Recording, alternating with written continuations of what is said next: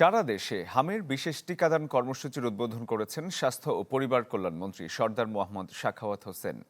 নারায়ণগঞ্জের রূপগঞ্জ উপজেলার জিন্দা পার্কে এই কর্মসূচির উদ্বোধন করা হয়।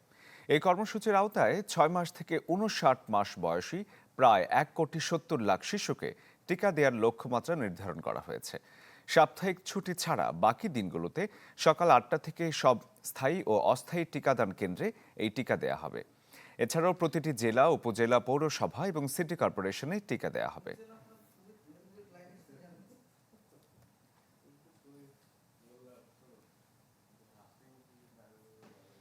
হামের টিকাদানের ক্যাম্পেইনের খবর আরও বিস্তারিত জানাতে দিনাজপুর থেকে সহকর্মী বিপুল সরকার সানি আমাদের সাথে যুক্ত হয়েছেন। সানি, আজকে থেকে তো সারা দেশে একসাথে শুরু হয়েছে, দিনাজপুরে কেমন সাড়া পাচ্ছেন? সারা দেশে টিকাদান কর্মসূচি শুরু হয়েছে এবং এই কর্মসূচির আওতায় দিনাজপুরে 2,07,103 জন শিশুকে টিকাদানের আওতায় নিয়ে আসা হয়েছে। এটি সিভিল সার্জন কার্যালয় থেকে আমাদেরকে জানানো হয়েছে। যদিও সারা দেশে শুরু হয়েছে, তবে আমি দিনাজপুর পৌরসভার কেন্দ্রে এসেছি। এখন পর্যন্ত কিন্তু এই কেন্দ্রে টিকাদান কর্মসূচি শুরু হয়নি এবং এখানে সকাল 10টায় টিকাদান কর্মসূচির উদ্বোধন করা হবে। জেলা প্রশাসক এই কর্মসূচি উদ্বোধন করবেন, এটি আমাদেরকে জানানো হয়েছে।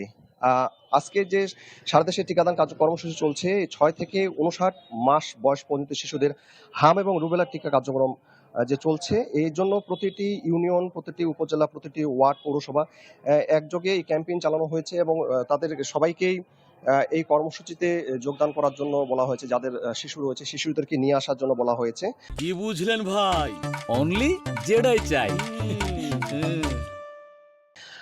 এবং আরেকটি বিষয় জানাই যে এই জেলায় তুলনামূলকভাবে হাম এবং হামের যে প্রাদুর্ভাব সেটি কিন্তু অনেকটাই কম। যদিও একটি সংক্রামক রোগ, কিন্তু এই জেলায় ঝুঁকি কম, এটি সিভিল সার্জন কার্যালয় থেকে জানানো হয়েছে। এবং এই জেলায় মোট 200-250 শিশু হামের উপসর্গ নিয়ে হাসপাতালগুলোতে এসেছিলেন, ভর্তি হয়েছিলেন এবং তাদের যে নমুনা, সেই নমুনাগুলো সংগ্রহ করে ঢাকায় প্রেরণ করা হয়েছিল। মোট 150টি নমুনার প্রতিবেদন ইতিমধ্যে সিভিল সার্জন কার্যালয়ে এসেছে এবং এই 150টি নমুনার মধ্যে 5 জনের শরীরে হাম রয়েছে এবং প্রতিবেদন পাওয়া গেছে এবং 5 জনের মধ্যে 2 জন শিশু হাসপাতালে ভর্তি রয়েছেন এবং বাদবাকি যে 3 জন শিশু রয়েছে, এই 3 জন শিশু বাড়িতেই চিকিৎসা নিচ্ছেন, এমনটি জানানো হয়েছে। এবং প্রয়োজনীয় পদক্ষেপ হিসেবে দিনাজপুর মেডিকেল কলেজ হাসপাতাল এবং দিনাজপুর জেনারেল হাসপাতাল, এই দুটি হাসপাতালেই আইসোলেশন ইউনিট গঠন করা হয়েছে, তৈরি করা হয়েছে, যাতে করে কোনো শিশু যদি আক্রান্ত হয় তাৎক্ষণিকভাবে তার জন্য প্রয়োজনীয় যে পদক্ষেপ, প্রয়োজনীয় ব্যবস্থা সেটি নেওয়া হয়। এবং একই সাথে যেসব